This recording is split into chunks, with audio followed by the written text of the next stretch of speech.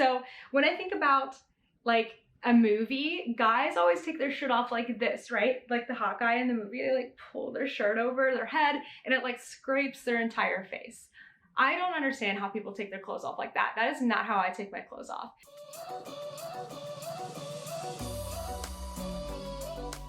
Hey everyone, it's Natalie, also known as Knitty Natty. Welcome to episode 182 of the Love in Stitches podcast.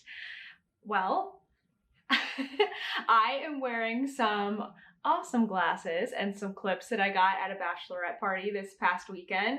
I think I'll probably take off the glasses, but I'm gonna keep the clips in. I actually really like them. I wore these glasses for a better part of Friday and Saturday this weekend, and I really like them. They make me feel like I'm a whole different personality that's like really fun and actually gets out of the house and does stuff. I had a great time. It was awesome. I have some knitting and crochet to show you this week. I mostly worked on my two main projects, but made a lot of progress on those. But I have something interesting that we've been doing over the past week that I am excited to share. I don't know. We've got lots of interesting questions today. It's going to be a good one. It's nice and warm here in New York City. I think it's in like the 70s or something today. So it's sunny. I've got my baby fan, literally the best invention ever. We're set up, we're ready. Oh wait, I need to tell you about my shirt. This is one of the Sock Week shirts. It says Love in Stitches here on the front, which we have shrunk to make it a little more like centered, although I don't think it looks too bad. It's the knotted tee and it's got, let's see if I can show you, the Sock Week logo. The Sock Week logo from Pencils and Parsley on it. These are going to be dropping on Friday, June 2nd, 1 week after all the sponsor items go up, which is tomorrow if you're watching this on Thursday, May 26th. So if you're wanting to get one of these will be available starting June 2nd for the entirety of June and July. So don't stress, you don't need to like super rush to get them or anything. There should be plenty, but I'm going to be wearing them because they're my new shirts and they're my favorite. So you'll probably see me wearing them in lots of different videos because I'm really liking the kind of crop style. It's not like super cropped. They're my favorite. Anyway, we have so much to talk about today, so let's get right into it.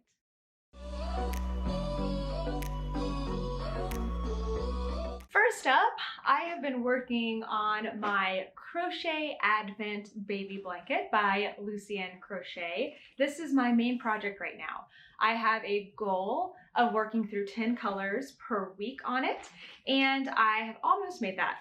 I've almost made that each week. Let me give you a little glimpse of what it is looking like. There is so much dog hair in this because I keep putting it onto toaster. Let's see, I am working through right now the 10th color from last week, so I didn't quite make it through my 10 color goal, but that's okay. What I'm finding with this blanket is that I'm not able to do as much during the week. If I were to evenly divide up those 10 colors, you would think I would do like 1 1/3 or 1.5 colors per day. But what ends up happening is I do like maybe 2 colors during the week and then I do all the rest on the weekend, which is fine. It's not, I think it takes about 2 hours per color. So if I get a lot of crochet time, I'm good. Look at it though. It is looking so good. So it's about 2/3 of the way done. So you can tell, I think it's gonna be a pretty rectangular blanket, obviously. I think it's gonna be a good size. Honestly though, it almost is a good size right now. It needs to be a little bit longer for toaster. I actually took a picture of toaster with it on when I was like about to this point, maybe like 1 color back or so, and it's looking pretty good on him, but I think the little bit longer will be really nice. I did modify this pattern slightly. I changed the stitch count because I wanted a bigger gauge basically, and then I also changed the repeats because I didn't want to include a main color, and I have 31 colors instead of 24. But this pattern is really great for any advent because it's 4 24 mini skeins plus 1 main skein. So really great. I think this is a doable one. Like if you're kind of already thinking about what you want to do in December with your advent mini skein collection, I think this one is doable day over day. I think it would be quite easy to do. So let's talk yarn. This is Fangirl Fibers Pokemon Advent Calendar from July 2022. It included 31 20-gram mini skeins, and I am making this blanket for that guy, for Toaster over there. I have been making blankets all of this year, and he keeps stealing them, and so I thought I need to make a blanket that's actually for him, that's his size, and so that's going to be this one. I'm so excited to make it for him.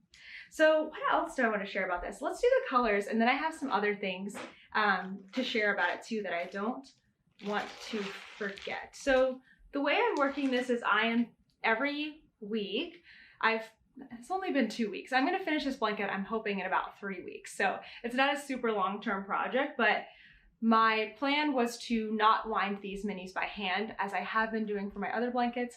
I was just getting kind of tired of it. So like last Monday or Sunday or so, I got the next 10 colors, and I got out my winder and my Swift, and I, set it all up, and I sat there and I wound everything, and I put them into my mini yarn cozies. I have just enough 20-gram mini yarn cozies to hold everything, and then I need to kind of clear these out. I guess these are all the ones I did over the weekend when I was away, all my empty mini yarn cozies. So I need to put all these back, and one of the things that I have on my to-do list today is to wind up my last 11 colors. So I've done 10 colors one week, 10 colors this past week, and then I'll do 11 colors to finish out the blanket this week.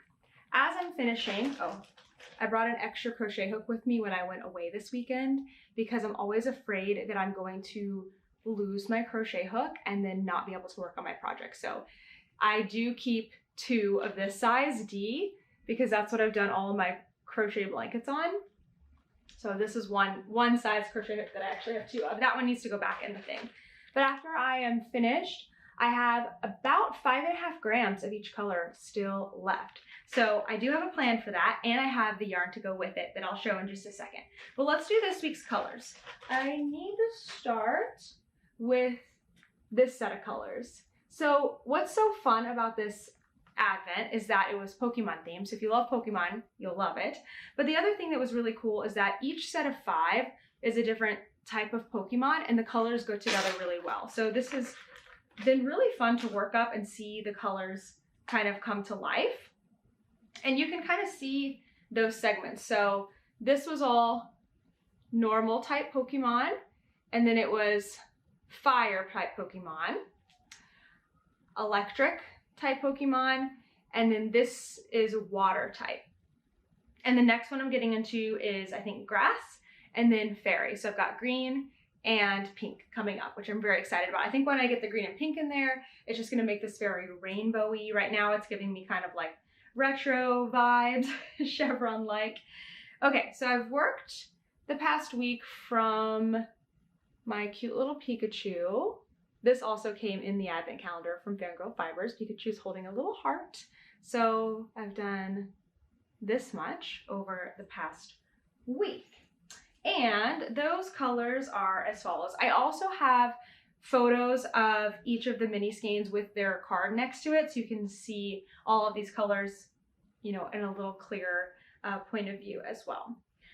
Okay, so let's see. Where was I? I think this down here, yeah. Okay, so first we're gonna start with just the electric type. That's this dark, dark blue right here. Then it went to Shinx, which is this one right here is Shinx. Then my favorite Pokemon, this yellow, is Pikachu right here. Moving up, we have Chinchu, which is this one right here, this like light blue and white. And then the last of the electric type was Mareep, little sheep, and that's this one right here. So that was all the electric type Pokemon. I worked on that throughout the first half of the week. So I guess I did like 5 colors throughout the week. And then over the weekend, I attempted to work through the water type Pokemon. Get these guys out. This is my favorite so far, the blues. I love it so much. So we start out with the water type, which is this deep blue right here. Then we moved on to Gyarados, which was this one. Then we had Squirtle right here. Then we had Vaporeon right here. This one's really, really pretty. And then currently I am about 2.5 rows into the last of the water type, which is Lapras. It's looking similar to the last color, but it is lighter. So I think once I have the whole thing, you'll be able to see it a little bit better. And here it is. So I need to finish that one up, and then I am out of yarn that has been wound. All of my last 11 colors I need to wind, which is again why it's on my to-do list for today. Let's talk about what I'm gonna do with these leftover balls. I mentioned last week that I had asked on Instagram for some ideas of what to do with the leftovers. My original plan was just as I finished each stripe, I would take the leftover, tie it together with a magic knot with the previous leftover, and just make a big magic knot ball. But that's because I thought there wasn't going to be quite as much yarn left over. With over 5 grams left over, I feel like I should make a whole nother project out of it. And so that's what I am planning to do. And I wanted to make something for Kent because my husband Kent loves Pokemon, and I wanted to make something for him originally, but I just couldn't think of what would be wearable for him with this many colors. And then we came up with this idea. I actually did think of this as like right after I posted it, and then I think 4 or 5 people said the same thing in that response box on Instagram, and so it just kind of reaffirms that this is just a really fun idea. So I am planning to, with my leftovers, make Kent a muscle burrow hat, which is that hat that is double-sided. So it's got, you make a big long like football kind of shape, fold one end up inside the other. So I asked Emily of Fangirl Fibers if she had the same base that I've been working with the mini skeins. Because what I really wanted to do was create a hat where Kent could have stripes of all the crazy colors, but he wouldn't necessarily have to wear all of the stripy colors, and just use the stripy colors for one half of the hat and then do a nice solid color for the other half of the hat. Then he'd have 2 hats. He'd have one that's very stripy if he wanted to wear that on the outside, and one that is just, you know, a plain hat that is not, you know, loud or anything, and he could have the stripes on the inside, just like a lining where it's kind of fun and something only he knows is there. And she said that she did have the same base, and she had a black. Kent wanted a black hat because he doesn't have a black hat right now. So I ordered this from Emily of Fangirl Fibers. I mean, it is just a solid black. It is called Gray Skull, which I think is a Star Wars reference. I think she's getting ready to drop all these Star Wars yarns. If you are into any kind of fandoms, definitely make sure you're following Emily at Fangirl Fibers, because she comes up with all the most fun colors. I've gone through several advents of hers making different things, and they're always such a blast. So I don't know when I'm going to start this exactly, but I am planning to use this yarn together with the mini skeins. I'm still not going to use a lot of yarn from each of the mini skeins, but I'm really excited to make this hat. I think it's going to be absolutely adorable. And then once I'm done with that, we'll see what I'm going to do with those leftovers. I don't know if there's anyone out there that's a big Pokemon fan that could use like 4 gram leftovers, because I'm guessing I'm only going to need 1 to 2 grams per thing. So I might be letting them go, or I might be tying them into a magic knot ball. I really don't know yet at the time, or at this time, but I'm really excited for how my crochet blanket is going. I'm hoping I can finish it this week, and I am even more excited to start this new project and make another hat for Kent. I did want to share one more thing about the blanket. I almost forgot. So weaving in ends. I wanted to make sure that I wove my ends in really, really well on this crochet blanket, because I do anticipate putting this one in the washing machine sometimes. It's going to be pretty small, so I think I'll be fine to hand wash it. But there may be times, because it is a pet blanket, that I'll want to run it through the machine. I'm not going to run it through the dryer. I've learned my lesson, but I want my ends to be in good enough that they're not going to like totally come undone when I wash them. So the way that I've been doing my ends, just in case you care to see, is I've been doing a combination of crocheting over them and weaving them in with a tapestry needle. Crocheting over the ends works pretty well. I think, as long as you do it for a really wide amount, like 3-4 inches.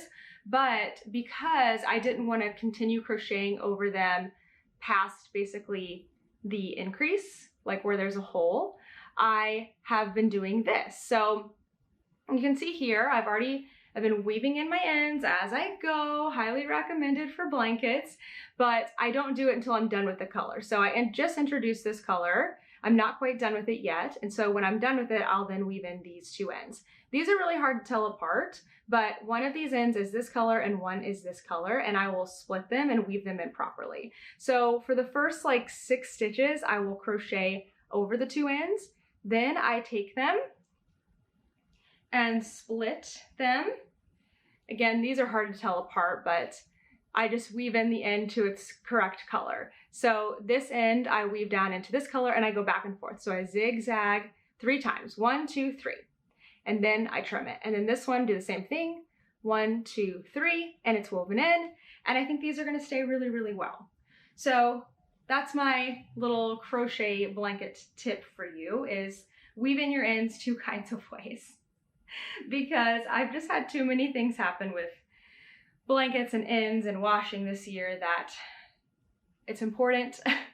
It's important to weave in your ends well, and I think I do a better job doing it well when I don't have to do them all at once.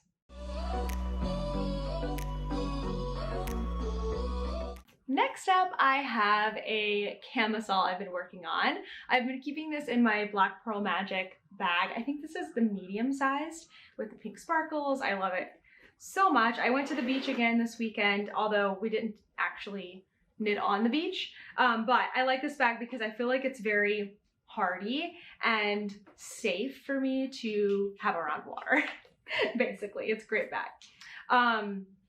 Interestingly, when you have this out in the sun, it gets very malleable, which is so interesting. I don't know if it's bad for it or not. It's just something that I noticed. So this pattern is the Ripple Camisole by Jessie Made, Jessie Made Designs.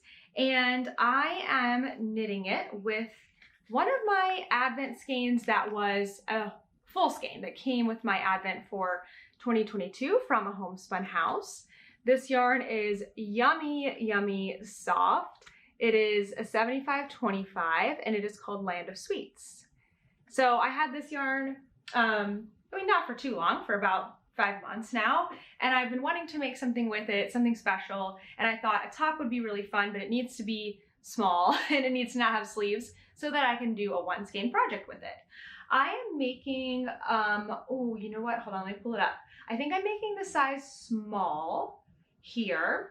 Sorry, hold on, let me pull it up. Okay, I'm making the size small, and the way that Jessie Made does her fits for this is that it's a 2 fit. So it says in the pattern, like, make this size if your bust measures this. So I think the range was like 32 to 34 for the size small, and I measure 34, like 33 and a half, just like depending on the day or depending on how I measure. So that's the size that I picked. It is very, very small. The most wild thing is that this is only 8 more stitches than the muscle burrow hats that I make, which fit on my head. So obviously there's a difference. I actually have measured my head and my bust recently, and there is I think my head is 21 and a half inches, and like the last I measured my bust, it was 33 and a half. So that's what, 12 inches difference, yet only 8 stitches. But the good news is that this stretches a lot, and it's meant to fit with negative ease. I have tried this on again, not since it's been quite this long, but you can see in this picture, actually it was like just a little bit past my cute Cheez-It marker, and it's fitting. I think it's looking really, really good. This Cheez-It marker, by the way, simply serving, so fun. So this is where I was last week, I've doubled it, I think. I've done quite a bit of knitting on this. This has been my morning knitting when I'm knitting and reading. This has been my out and about knitting. This has been my, I traveled on a bus this weekend. When I was like sitting outside. I mean, it's been a really easy and lovely project. I think I am just about at the 12-inch mark, which is where I am supposed to stop before making the top part of it. So actually, yeah, I probably am about there. So see how it is now where it's hitting me, you know, below this shirt and everything. It's supposed to hit like the mid bust line, but the thing is that obviously it looks so small. When it stretches, it is going to lose length. So my plan is probably to do like another inch, and then I'm going to put this on, try it on tubing, take the needles off, and I'm going to wet block it. I'm going to soak it, I'm going to block it, because I want to see how much length that it loses when I wash it and it stretches out. That way I can get a really accurate picture of the length of it on me, see if I need to add more, take some away before I start the top portion of the camisole. It's so fun. I'm really enjoying making this. Like I said, it's very, very easy so far. I'll have to see when I get to the top and the tubing and everything, but so far I would recommend this as a pretty easy project, like something if you kind of want to get into garment knitting. I'll hold any more reservations until I get to the last part of it, but I hope to be able to update you soon. I feel like once I get into the top portion, I'm just gonna wanna knit until I finish it. So this is looking like it might be done in the next couple of weeks and ready to wear for warm weather. My last project that I have to show you here today is in a bag from Stolen Minutes. This is the official Sock Week 2023, or one of the Sock Week 2023 bags that are going on sale on May 26th. But inside, I have it in another one of the bags because this has been my knitting and walking project. So this really adorable yarn pocket is from Cottontail Farms, and I have been using this as well. I clip this onto my backpack and I use it for knitting and walking. I haven't done a lot on these socks because my camisole is so good for out and about knitting that I haven't really needed to have another out and about project. It's literally only been for knitting and walking. So the progress that I have made this past week from, oh, here's another Sock Week. I've got all these Sock Week things. This one is from Baubles and Berries. Oh, and then the yarn. Done, Natalie. Where did I put the, this is one of our Sock Week yarn sponsors, Cesium Yarns. The Sea Slug sock set. All of this stuff goes on sale May 26th, and there's more. This is not all of it. This is just what I'm working on currently. I've done this much only while walking outside. That's all that I've done. Come on, camera. What are you doing? There we go. And it's starting to pool in a different way. See how it's like more stripy up here? I've got more stitches up here. And then on the foot, I've only got 54 stitches, and it's starting to do that like spiral kind of thing. I think it's looking really, really cool. My plan for these socks, they're shorty socks. I've got the notes on how I'm doing them. I'm following the Fish Lips Kiss heel pattern by Patty Joy White, but I'm following for the whole sock my perfect fit formula, and I've kind of written some notes in my project page so you can see about like the length of everything if you're interested. But I'm planning to use the other contrast color for the toe of this. So it will be the red here on the toe. I think that will be really, really fun just to have kind of a different look at the bottom. And I'm gonna make these socks identical. So I feel like I need to get on this and like work on these because I have started 4 pairs of socks for Sock Week. Sock Week is not until July 9th. But I would like to have all the pairs finished at the end of Sock Week. So what I did last year is I made, I think I did this last year. There were 3 different yarns. Yeah, I think so. And I made all the first socks completed of the pairs before Sock Week. And then during Sock Week, I attempted to make a full second sock for each pair. and it was a lot. So I'm not going to be upset if I finish some pairs of socks before sock week and then use sock week to kind of start and finish any pairs that I haven't finished yet.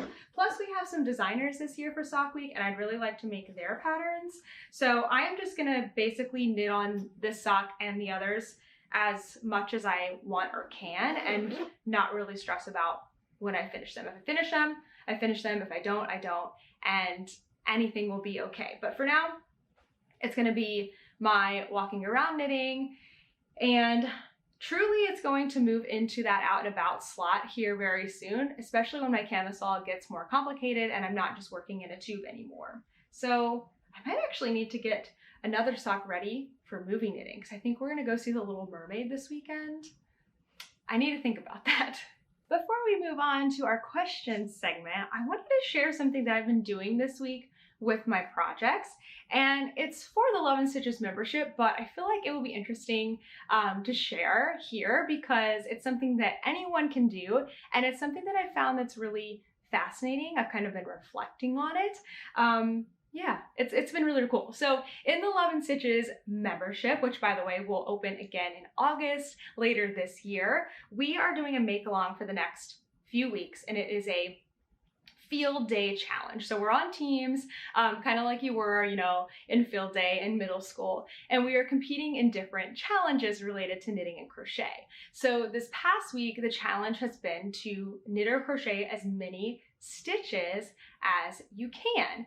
For me, I've just been basically working on my projects as normal, but I have been paying attention to my stitch count and calculating it. So the way that I've been doing this is every day, I just have these 3 projects, and the stitch counts on these 3 projects where I am now does not change, which has made it really easy to do the counting. So this was my marker for after I finished filming the podcast last week, and this marker I've been moving. So yesterday I moved the marker and then I knit all of this, and then this morning from the marker up to the needle I counted how many rows and then just multiplied it by my stitch count to find out how many stitches I've done on this project. And I just did that for each project.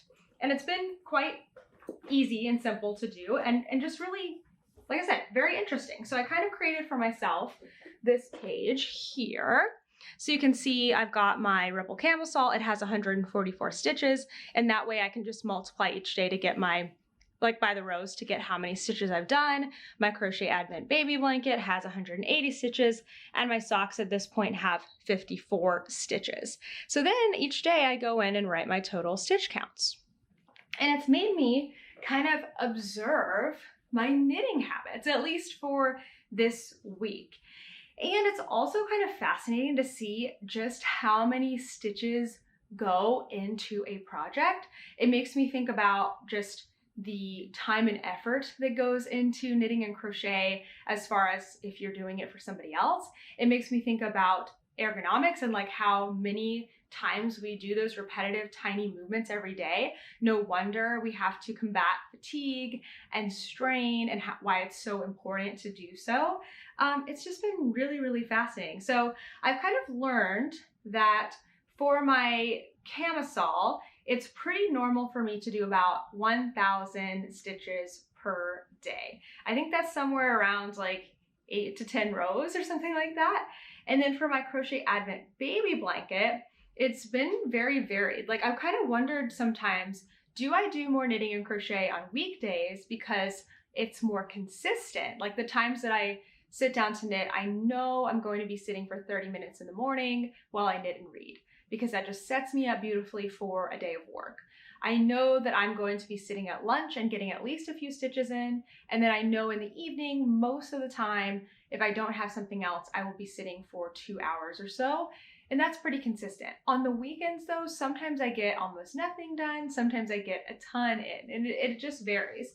So I don't know, like you can see that starting on Thursday, I got about 1,000 crochet stitches, not so many on Friday, about the same on Saturday, about the same on Sunday, and then not so many on Monday. So I don't know, it's kind of interesting just looking at that. And then my socks, very funny. You can see I did a bunch of knitting and walking. I did about 10 rows, right? 54, times 10, and then I haven't done any. The whole rest of the week, I told you, pretty much all of that knitting was from just knitting and walking. And the last time I went to Pilates was on Thursday. So there you go. But it's just been very fun and very interesting. I don't think this is something that is necessary to do, because you don't, knitting and crochet should not be homework. It should not feel pressured and all of that. But in just like a self-reflection kind of a way, it's been fun to kind of see what my average week is like, and just amazing to see how many stitches that are put into a project. So that may be an exercise you find fascinating and want to try yourself, or you may be thinking like, I don't want to know how slow I am, or I don't want to do any math, and like all of that is totally fine. It's not a race to see how many stitches you can do. It's just more of a observation and something that I thought was interesting enough to share. So if you try it out, let me know. It's been fun for me, and I would love to hear how you try it. We have some really fun questions this week. We always do, but this week it was especially tough to select which ones to stop and answer. If you do have a question for me, leave it down below with #question in the front. And if I don't get to your question today, feel free to leave that same question you asked last week again on this week's podcast. I promise if I see it repetitively, I will get to it eventually. We also saw some trends in today's questions, so a couple of them are two-parters, and I'm excited to share. The first question comes to us from Rebecca. Hey Natalie, I love your podcast and catching up with you every week. Thank you so much. I was wondering if you ever got a negative reaction from people when knitting in public, and how did you deal with it if you did? So I get this question pretty often from people, or just get this comment, I guess, from people saying that they don't feel comfortable enough to go knit and crochet in public. I think for those of us who do knit and crochet in public, we probably all experienced that when we started, but now we do it so much that it's like, would be weird if we weren't knitting and crocheting in public. And public can mean anything from just like out of your own house, so maybe at your friend and family's houses, or quite literally like on the train, out at a park, out at a restaurant, whatever it means for you. So I think once you get into it, you never want to stop. Like it feels natural. You feel less worried about what other people are thinking about you. People definitely are going to look at you if you're knitting and crocheting, because they're interested. They're surprised, they're like curious, and I think all of those things are okay. People don't always come up to me and ask about things. Actually, it's pretty uncommon, but I've gotten way more positive reactions than negative ones.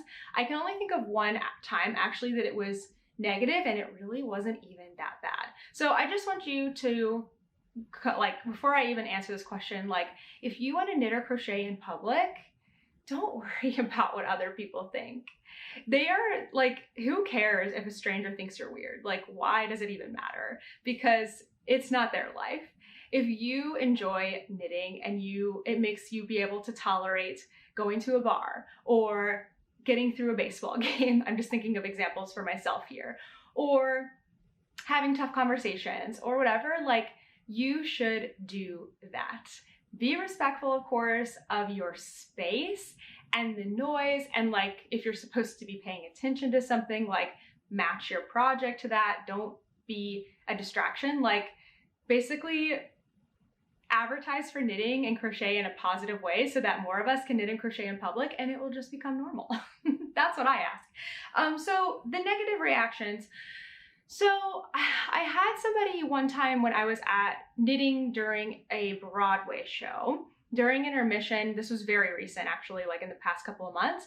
During intermission, they were like, "Oh, are you knitting?" And I said, "Yeah." And they were like, "Oh, I was wondering what that noise was." And I felt like so horrible. Like, I felt, one, like kind of mad because I wanted to knit during the show, and it helps me to just like sit still during the show. And then I also felt very self-conscious because I'm like, oh, they're kind of right. Like, I can hear the metal. I can like hear the metal clinking, but I didn't hear it until I was trying to pay attention to it. So thinking back more on that situation, I think it was probably more that they heard the noise and that they needed to place it. And that once they placed it, it was probably fine. They were also kind of like, I don't even know. I don't want to like really assume anything about this person, but it was not the only thing they observed negatively that evening. So I really don't think it was a big deal. I've knitted in shows again since then. I try to be more mindful if I do hear clinking to kind of pause or bring wooden needles. That does help. But I think if somebody reacts negatively to you, I would be like, why is it bothering you? Like, I would just be like kind and curious. If they were like, can you stop knitting? I would just say like, oh, I'm sorry it's bothering you. Can you tell me why it's bothering you? And if they're like, I can't stop watching, that's their problem. That is not your problem. If they're like, it's very noisy and I can't hear the speaker, then like maybe you should stop knitting. I would not feel bad about it. Like, our strangers' opinions of us do not really matter. You should do what works for you. And if you love to knit, I think it's totally okay to do that in public. All right, let's find the next question. Let me get off my soapbox here. Question number 2 is from Charlene. Does Kent work another job outside of Love and Stitches? Just curious. Love your podcast, so inspirational, and love getting great ideas and learning and finding out about new products. Thank you. Thank you so much for saying that. Okay, so Kent, my husband, Kent, is his main job now is working for stuff within Love and Stitches. The things that he does mostly, if I were like to give him a title, would be like, he is the video editor, basically. So all of the videos that you see and all of the videos that you've seen for about the past year, Kent edits those. So I film and get all the footage and then I give it to him. He edits it, and then if it's a podcast, it's just done because the podcast is pretty much the same every week, and I provide Kent with notes about pictures to put in, all of that stuff. If it's another type of video, I will then sit down and watch the video, give him like feedback and edits to make. He will finalize the video and then upload it to YouTube. So that's his main part of Love and Stitches. But lately he has been putting a lot more creative work into things, coming up with video ideas. He's been running a lot of stuff for me in the membership, which has been amazing. It's hard when you have a creative job to have the whole creative load. And so I've been really excited to actually be partnering with Kent on those kinds of things. So it's been really, really fun. So he does have kind of 2 other jobs, but Love and Stitches is his main thing. He also does social media for a local bar here in New York City. And so he posts for them like daily and does stories and website stuff for them.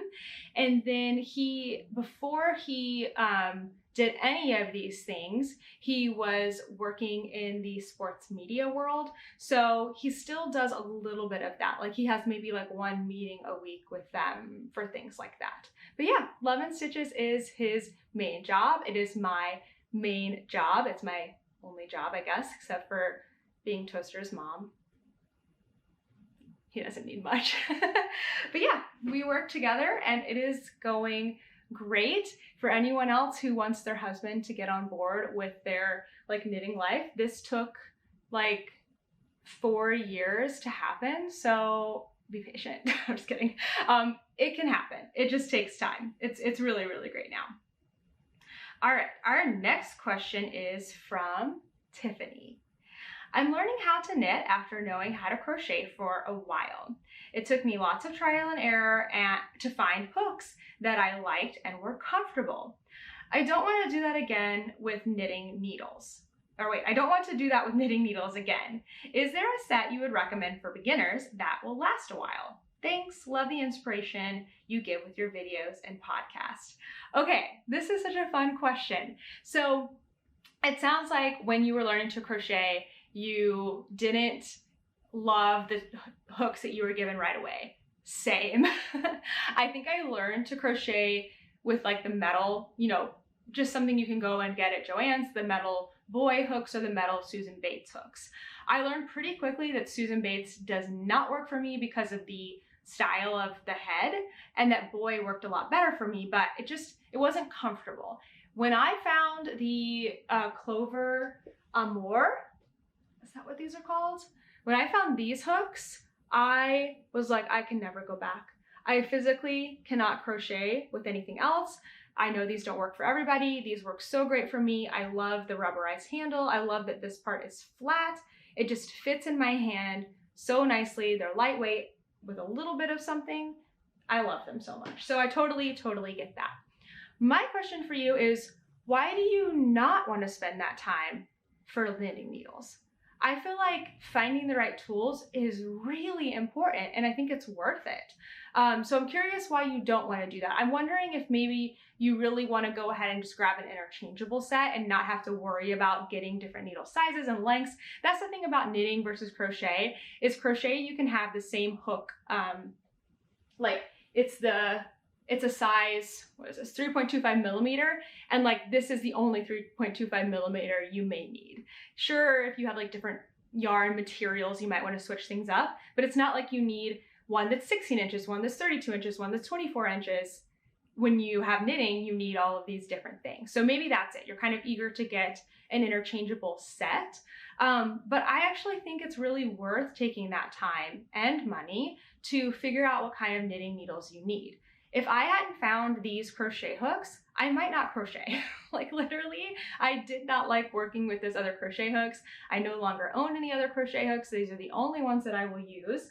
I mean, sure, if I had like, you know, I was stranded and all I had was a different crochet hook, I would figure it out. But like, I think tools are very important and can kind of make or break an experience. So what I always recommend for people when they're looking for an interchangeable needle set is to order whatever current project you have going on, like order the size that you need fixed for that project of a different type of needle and try it out. Usually this is going to run you somewhere between $10 to $15, maybe a little more with the shipping, but I think it's worth it to go, okay, let me try these wooden needles. Oh, hate them. Let me try these metal needles. Love them. Now you're really only out like $30 before you invest even more into an interchangeable set. So I don't know, I would say it's kind of up to you what you want to do. If you do want to just dive in with an interchangeable set, I do have one to recommend. I think that Knit Picks makes the best affordable interchangeable sets. And they're also like pretty affordable. There's maybe $70. So I guess if you do compare, like if you had to try 4 different fixed sets, you would almost be at the same price as a, maybe I'm not doing the math quite right, but you would almost be at the same price as an interchangeable set. So if you're like, you know what, I don't care, I have $70 to spend, I'd rather just get an interchangeable set, try it, and if I want to try something in the future, I'll get another one, then I would recommend Knit Picks. I think they're a great price. I think they're a great quality. You get a lot of needles for the price, and they come in different needle types, so wood, metal, and I think acrylic, also different colors, so you can, kind of base that on what you've already used. However, my one caveat is if you know for sure that you like metal needles, I would skip Knit Picks and go straight to ChiaoGoo, because the ChiaoGoo needles, while a little more expensive, they have the best cord, and having a flexible cord in knitting is really key. So if you like metal, go straight to ChiaoGoo, but if you aren't sure or you want to try wood, I would say Knit Picks. My Knit Picks wooden needles lasted me 10 years. I've just replaced them. They are so awesome. So that would be what I would recommend for starting out. Okay, this next question is kind of a two-parter because both questions were related to the Musselburgh hat, which, by the way, if you didn't see Tuesday's video, it's all about the Musselburgh. I went through all of my different hats and kind of talked about, why I decided to do each one each way and how I did it. I feel like I needed that video to kind of summarize things. So this question, the first one, is from Lori. It says, when you do your video next week on the Musselburgh, are you going to have the cast on video as well? So originally I was planning to put a cast on tutorial into this muscle burrow video where I kind of give a tour, but then I decided against it because one, the video was already half an hour long, and two, I wanted to have the tutorial separate so it was easy to find. I realized this when I was doing tutorials within my podcast, is now I have all these great tutorials, but they're not easy to find because they're embedded into podcasts. You can't search for them. And so I'm going to make that cast on tutorial still. It's going to be separate. It's not coming next week, but probably the week after. So I'm still planning to do a muscle burrow cast on tutorial. It's just not within this video. Then we had another question from Sarah. I am so excited for your muscle burrow video next week. I've made so many thanks to you. My question is, how did you incorporate helical knitting into the increases and decreases? Does it mess up the count? Actually, you know what? I want to grab the hat that I did this on because I'll show you what I did. Hold on. Okay, so when I did my two hats that are these colors, when I did the variegated part, I actually split my yarn into two different balls and I knit them helically. So that means I did one row stripes and I did the helical method, which is where you slip 3 stitches so you don't have like one line. Anyway, I've got a tutorial on that too. So this is what I actually found out. When I did helical knitting, I did continue it into the first part of the increases and decreases. It does mess things up slightly. Like you kind of have to remember that every time you do the helical slips, it kind of moves your beginning of round. So when I'm trying to think of how to explain this, you may have to use slip stitches that need a decrease. So that means you have to remember the next time you come around to those stitches, even though the rest of your row is all knitting, those stitches you slipped still need their decrease. So if you're feeling pretty comfortable about reading your knitting and like you're able to see how many rows it's been since you increased or decreased, you can still do your helical knitting with the increases and decreases, as long as you can kind of pay attention to that. However, I did notice that if I continued helical knitting throughout the whole crown, like especially in the last little bit, it didn't really match the striping down here. So at some point, I don't really remember, I actually just dropped one of those yarns and went to using one strand of yarn. So that makes it a lot easier for the increasing and decreasing as well. If you're doing a whole hat with helical, I guess that if it would matter if you're doing 2 completely different colors. Mine are 2 of the same color, so it doesn't really matter if I start it with one color and then add the other one in after the increases, that would be fine. But if you're doing like actual stripes, you'll want to stripe the entire thing. Yeah, you're just gonna have to pay attention to those slip stitches and work the decreases accordingly. It's really not as hard. It sounds harder to explain, but once you're into it, it's not so bad, I promise. You can do it. You can do it. Helical knitting most of the time is not recommended if you're changing your stitch count or doing any kind of pattern that doesn't align, but it is possible to do. Hopefully, Sarah, that helps a little bit. All right, our last question is a 2-parter as well. These questions were both about basically like makeup, sunscreen, and hand knit. So I found these questions really fascinating, and this is the kind of stuff that I love answering because how do you Google this? Like, how do you find out what other people think about these things? And with the upcoming questions and with any of the questions, feel free to like add your own answers in the comments below. I love making the comments a resource and helping out people in the knitting community. Okay, the first one is from Suzanne. With some of my tighter crew neck sweaters, I always get makeup on the collar either when taking it on or off. I don't wear a lot, but apparently it doesn't take much. Any tips that don't involve Kleenex or putting a shower cap over my face? I thought this was hilarious.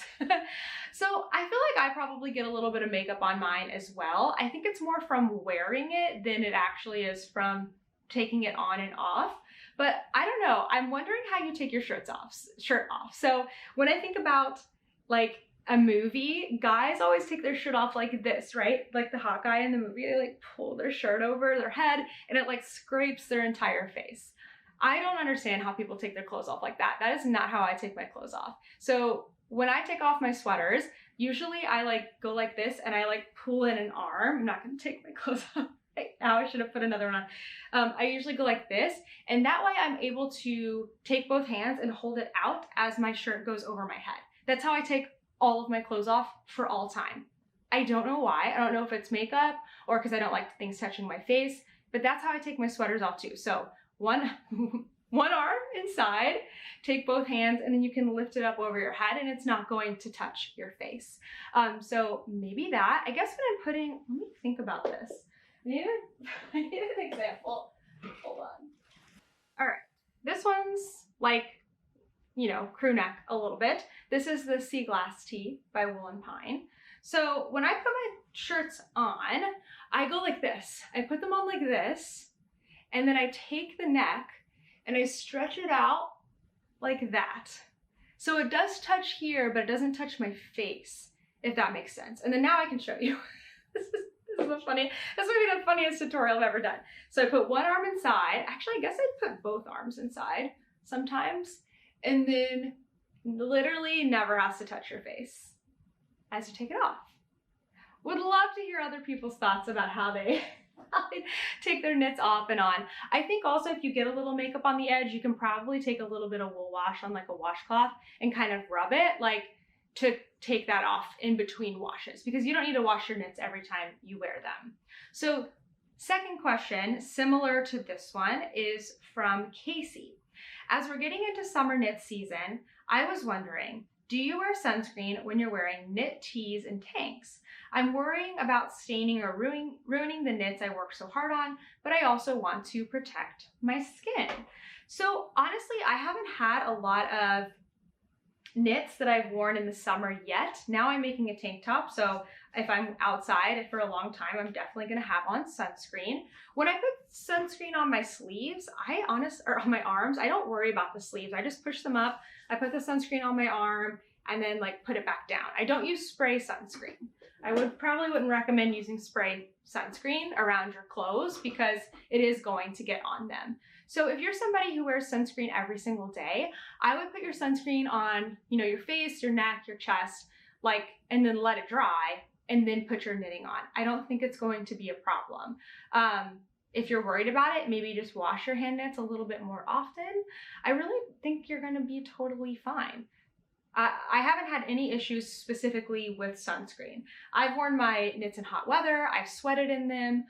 When I sometimes get like deodorant or sweat like on the underarms, when I wash it, I will take a little bit of extra soap and kind of like rub that area while it's in the water to kind of break up like the actual like solid, you know, deodorant or sunscreen or whatever that's on there and kind of help it get a little more clean. So I think you should be okay. I really wouldn't worry about it too much and just try to get your sunscreen dry before putting your knitting on. All right, I think that's it for questions this week. Let me make sure. Yes. If you do have a question for me, again, #question and leave it in the comments down below.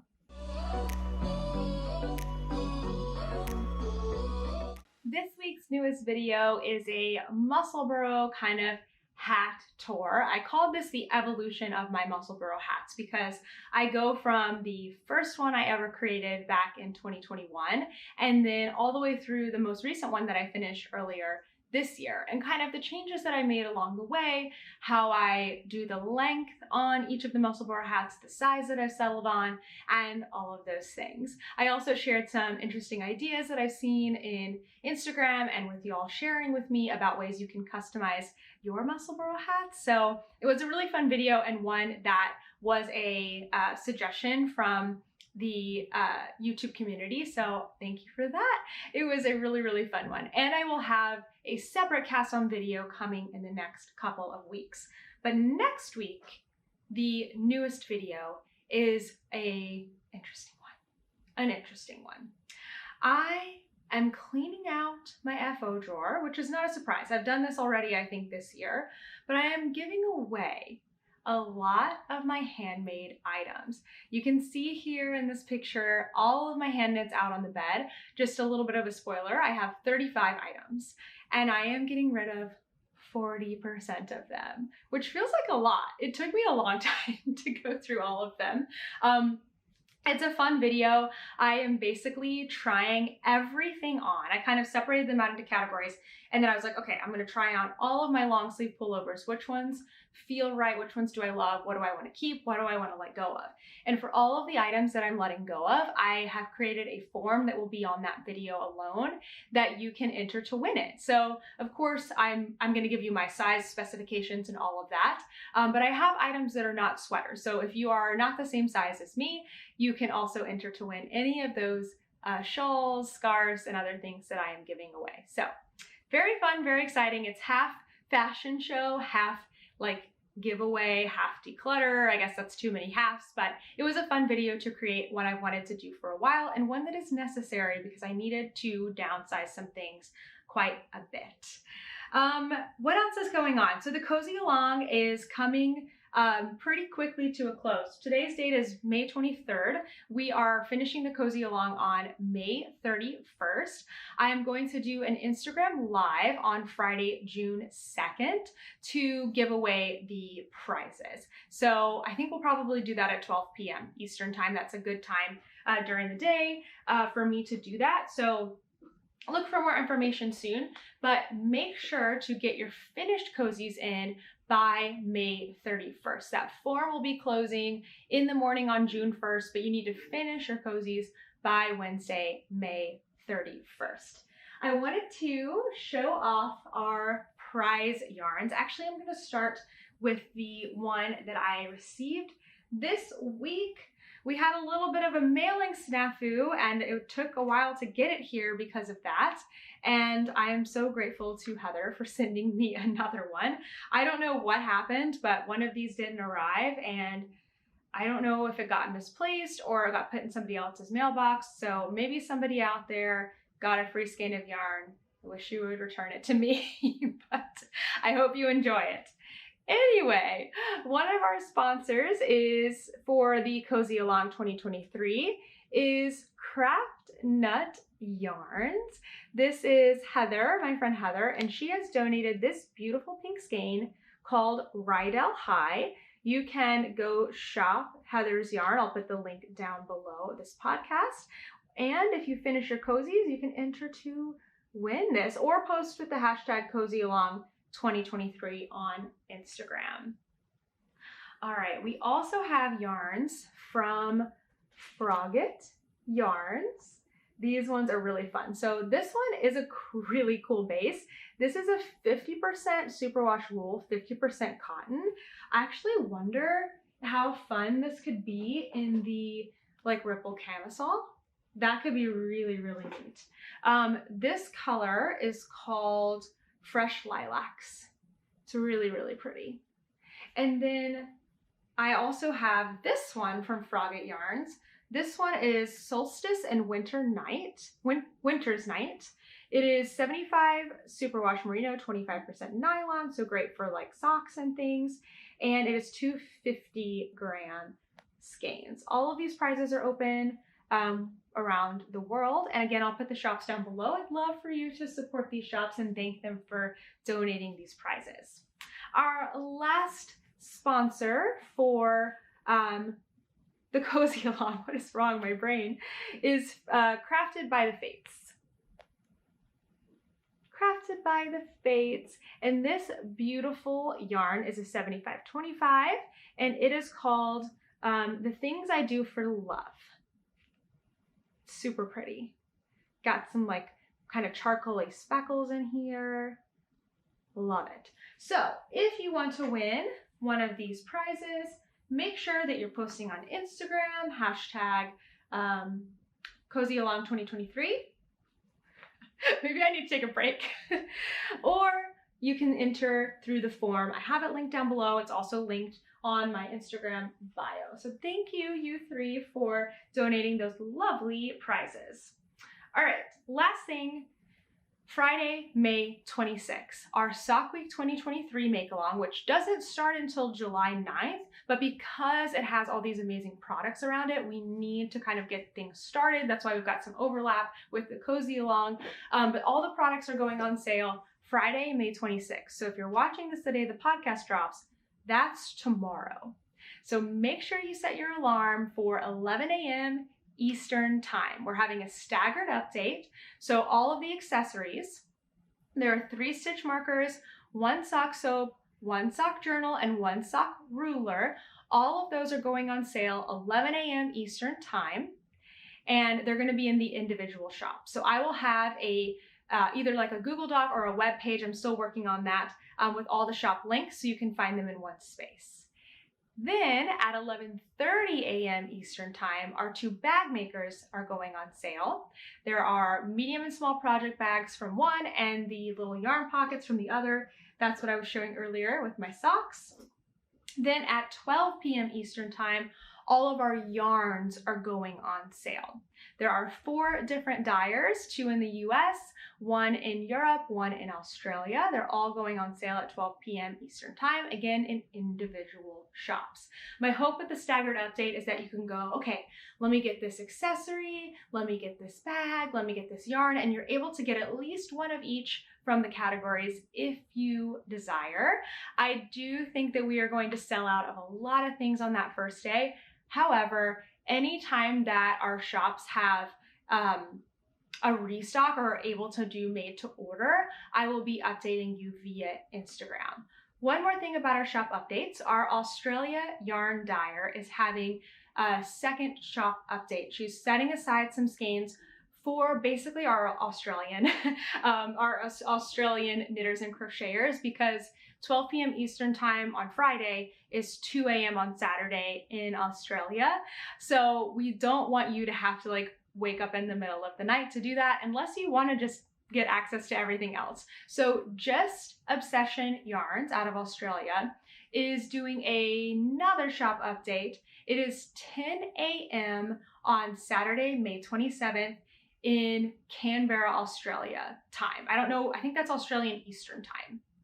I'm pretty sure that is Australian Eastern time. So for our Australian knitters and crocheters, if you'd like to get the beautiful Obsession yarns, she's going to be setting aside some of those ready to ship. It's still a really small number at 10 a.m. Australian Eastern time on Saturday, May 27th. So that's all the information I have for Sock Week. I'll leave anything else I have down below. You can watch the video that I did last week and see all of the different yarns and products and bags, and there's just so many fun things. I'm really excited. So the week after, that's when these t-shirts will be available, and also the fabrics, which are so exciting. And then a couple weeks later, I will be posting about our events. That's gonna be really, really fun. I don't know, there's so much going on to get prepped for Sock Week, but the make-along itself is July 9th through July 16th.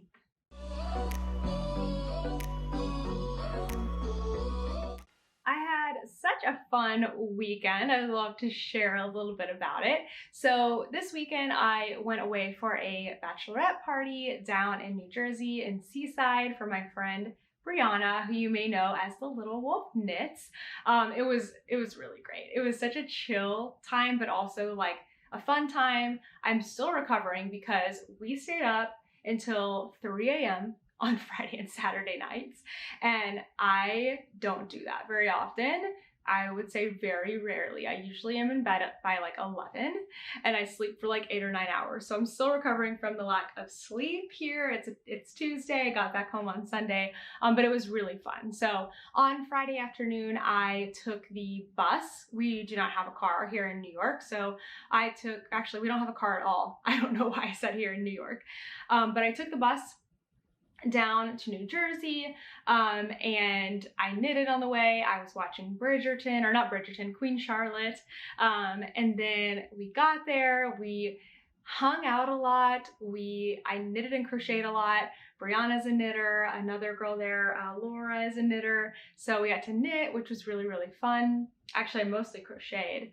The weather was cool, I would say. It was warm enough on Friday to sit out a little bit. I did a little bit of reading in my bathing suit, and then it got too cold, so I came inside. Saturday it rained all day, so we mostly hung out inside, which was actually really, really nice. We just like snacked and talked, and I crocheted, and it was great. And then Saturday night we went to a local cover band and just like dance the night away. That's where I was wearing my sunglasses, which was really cool, I think. It was really fun. I very much enjoyed it. These are literally like rose-colored glasses. Like it makes everything look really bright and really fun. And then on Sunday, the weather was nice again, so got to hang out a little bit longer in my bathing suit, do a little crocheting on the crochet baby blanket. And then I took the bus back home Sunday night. So it was a really fun weekend. And then yesterday, Kent and I had a little date night. We went out to a place on the east side called Aunt Jake's. It's an Italian restaurant, but they also do pasta making classes. So we got there, and Kent set this up like a few weeks ago, but basically we got there and we got sat at a table. We like ordered some wine. I was knitting on my tank top, and then they took our order for dinner, which we ate after the pasta class. So we kind of got settled in. Then everyone got up and we went to this big table, and they had flour and eggs ready for us to make our pasta dough. I've never made pasta before, so we learned how to make the dough. We make this dough ball, and then he's like, set that aside. We're not going to use that. And then brings out these like beautiful rolled sheets, chilled sheets of pasta, which I think he said, the dough would need to sit in the fridge for an hour, which was not part of the class. So he gave us these nice sheets of pasta and then proceeded to teach us how to make all these different shapes. I don't know the official names, even though he was saying them. I grew up saying bow tie pasta and like elbows and stuff because I didn't grow up around any kind of like pasta culture in Tennessee. So, but we learned how to make the different shapes, and then we got to take the pasta that we made home with us. And then we sat down and we had our dinner. I had sweet potato gnocchi. I freaking love gnocchi. I always get gnocchi wherever I go. And it was a really fun experience. We had, it was like a 3-course meal. So we had an appetizer. I had a kale salad that was really good, actually, gnocchi, and then a dessert, it was just so much fun. I really enjoyed it. It was a great little like welcome back. I was definitely struggling yesterday because I was so tired and getting back into the swing of things. So it was like a nice, fun thing to look forward to. I have been reading up a storm. I finished Death by Cashmere by Sally Goldenbaum, which is the first in the Seaside Knitters book series. It's a murder mystery. I thought it was good. I am not like dying to read, I'm not like dying to read the next in the series, but I do think it's a book series that I will go back to kind of in between other books that I read. I really love having a series going that is easy to read, that is familiar as kind of a buffer between other books, because when you're reading and trying new authors, I find that they're not always a hit. And so it's nice to kind of have something to fall back to in between. And sometimes I read more serious stuff as well. So it was good. Can't say it's like the best I've ever read, but I would recommend it if you're looking for something that has some knitting in it. Then on Friday, I finished that book and I started my book of the month, Yours Truly by Abby Jimenez. And I've already read half of it. I cannot stop reading this book. It is so good. I am trying to figure out what makes it like so great. I've never read this author before, but when I posted that this was one of my books on Instagram, so many people said they love reading Abby Jimenez. They love this book. Apparently it's the second in a series, which I don't really understand how it could be, because it's about a couple, like 2 people who, I'm not going to spoil anything. It's so good though. But it's kind of a romantic comedy. I'm hoping that it gets even into like a little bit of a romance kind of a book. I don't know, but I'm enjoying it so much. There's something about the way that Abby Jimenez writes that feels like you are talking to a friend. Like it's so relatable. It's so current. It's easy, but it's also like complex in a way that there's so much detail. It feels very real. I just don't even know. Like I haven't read a book that I've been this excited about in a long time, except my book from April from Book of the Month. I really, really liked too, but it was heavy. It was different. This is very light and fun. So I am eating this up. I am reading sometimes I read for like 5 minutes fall asleep at night. I am reading for like half an hour to an hour at night. I want to read it during the day. I'm enjoying my reading in the morning. I am loving this book. I'm also relating a lot to one of the main characters who is experiencing anxiety, and like, I don't know, it's interesting to like see those connections with life. It's very good. I'm so excited. I have almost no doubt that I will be finished with this book by next week. So I will keep you posted on how it goes. I realized last week I totally forgot to talk about what I've been watching, because last week I actually watched an entire season of something. So when I was visiting my friend in New Jersey, kind of confusing because I went to New Jersey this past weekend, but also the weekend before. So the weekend before, when I went to visit Amy, we watched Love is Blind season 4. I've been hearing that I need to watch it. She had actually already watched it, but so graciously rewatched it with me basically. And we tore through episodes. I think we watched 8 episodes over the course of the weekend, and then I came home and I finished it and watched the reunion and everything. And it was good. It was really fun. I love those dating shows. I think they're so fascinating to watch and interesting and kind of dramatic and silly, and they're fun. They're very fun to watch. Kent and I actually just started watching The Perfect Match. We only watched 1 episode. I'm not 100% sure I'm totally into it. It's on Netflix, but we'll see. I might keep trying. And then I have been watching on my own Queen Charlotte. It is a Bridgerton spinoff created by Shonda Rhimes on Netflix. It is so good. It's only 6 episodes, but they're an hour long, and I have 1 episode left. I was watching it on the bus on the way down to New Jersey this past weekend and on the way back, and it is making me feel all the things that like the Bridgerton books did, even though it's not a storyline from that author. At least I don't think it is. I think it's created by Shonda Rhimes, but it's so good. Like the first season of Bridgerton to me was as good as the books. The second season was like, I don't know, there's just something missing from it. And this Queen Charlotte is like bringing up the excitement for me. It's like back into it. It's making you laugh out loud. It's making you cry. It's making you feel all the emotions. It is heavy and sad in some ways, but it's also very, very good. So if you haven't watched Queen Charlotte yet, would 100% recommend it. That brings us to our tip of the week. I haven't really explored any new techniques this week, so I don't have anything like that to share with you. Instead, I have something that is kind of silly, but it makes a world of difference, at least for me. And it relates back to the losing your crochet hook thing.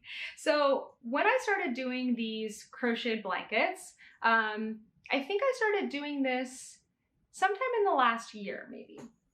I was working on my granny stripe blanket and I had it in this bag. So this bag would be like layers of yarn on the bottom, then the blanket stuffed in, and then I would just take my crochet hook and put it in here, right?